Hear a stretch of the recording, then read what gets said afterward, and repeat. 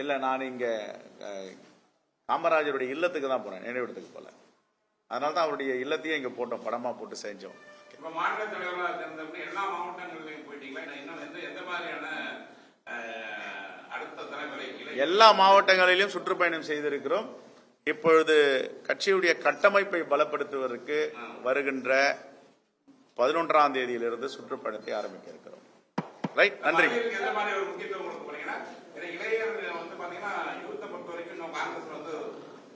இப்ப எப்படி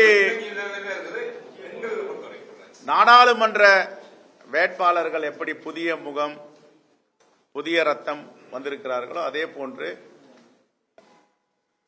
இளைஞர்கள், இளம் ரத்தம் கட்சியுடைய கட்டமைப்பை வலிமைப்படுத்துவதற்கு வருவார்கள். தேங்க்யூ.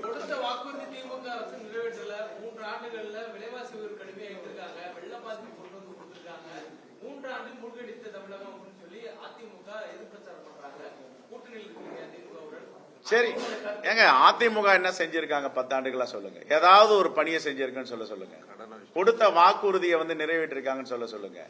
ஆனா எதையுமே செய்யலையே. இவங்க 90 விழுக்காடு நிறைவேற்றிருக்காங்க.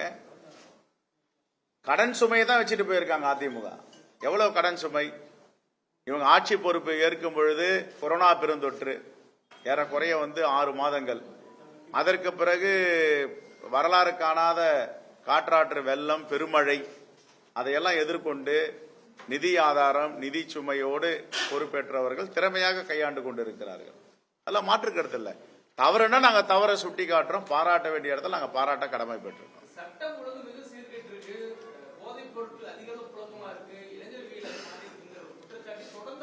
இந்த போதைப் பொருள் இந்த போதைப் பொருளை கொண்டு வருது யார்? எங்க உற்பத்தி ஆகுது? போதைப் பொருள் எங்க உற்பத்தி ஆகுது? ஆப்கானிஸ்தான்ல உற்பத்தி ஆகுதுன்னு சொல்றோம். நாங்க வேற நாடுகள்ல தான் போதைப் பொருள் இறக்குமதி செய்யப்படுது. அந்த போதைப் பொருட்கள்லாம் யாரு கட்டுப்படுத்தணும்? ராணுவம் யார் கையில இருக்கு? இந்தோ திபெத் பார்டர் போலீஸ் யார் கையில இருக்கு? ரிசர்ச் அண்ட் அனலைசிஸ் விங் ரா யார் கையில இருக்கு? இன்டெலிஜென்ஸ் பியூரோ ஐபி யார் கையில இருக்கு? சிஆர்பிஎஃப் யார் கையில இருக்கு? சிஐஎஸ்எஃப் யார் கையில இருக்கு? நேவி யார் கையில இருக்கு? கோஸ்ட் கார்டு யார் கையில இருக்கு? பார்டர் செக்யூரிட்டி போர்ஸ் யார் கையில இருக்கு? எல்லாம் மோடி கையில இருக்கு. சரி, மோடி கையில இருக்கு, அவர் சரியா தான் இருக்கார். மோடியுடைய நண்பர் அதானியுடைய துறைமுகமான குஜராத்தில் இருக்க கான்லா துறைமுகம், முந்த்ரா துறைமுகம், இந்த 2 துறைமுகத்திலையும் எத்தனை லட்சம் கோடி போதைப் பொருளை பிடிச்சிருக்காங்க. அதெல்லாம் எங்க இருக்கு? இப்போ கிருஷ்ணாபட்டினம் நெல்லூர் பக்கத்தில் ஒரு துறைமுகம் இருக்கு. அது யாருடைய துறைமுகம்?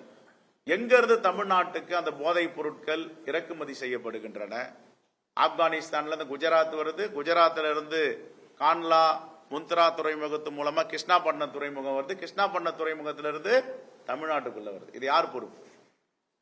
இங்கே நேத்திக்கு கூட மதுரை உயர் நீதிமன்றம் தமிழ்நாட்டு காவல்துறைக்கு பாராட்டு தெரிவிச்சுக்கு, தமிழ்நாடு அரசுக்கு. உடனே வழக்கு போடுறீங்க, பிடிக்கிறீங்க, இன்னும் இதை ஊக்கப்படுத்துங்கள்.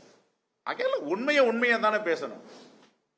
ஆனா அதே நேரத்தில் கவலை அளிக்கிறது. இதெல்லாம் இன்னும் தீவிரமா கட்டுப்படுத்தணும். இந்த போதைப் பொருட்கள் இளைஞர்களுடைய வாழ்கெல்லாம் மிகப்பெரிய கேள்விக்குறியா மாறுவதற்கு விடக்கூடாது.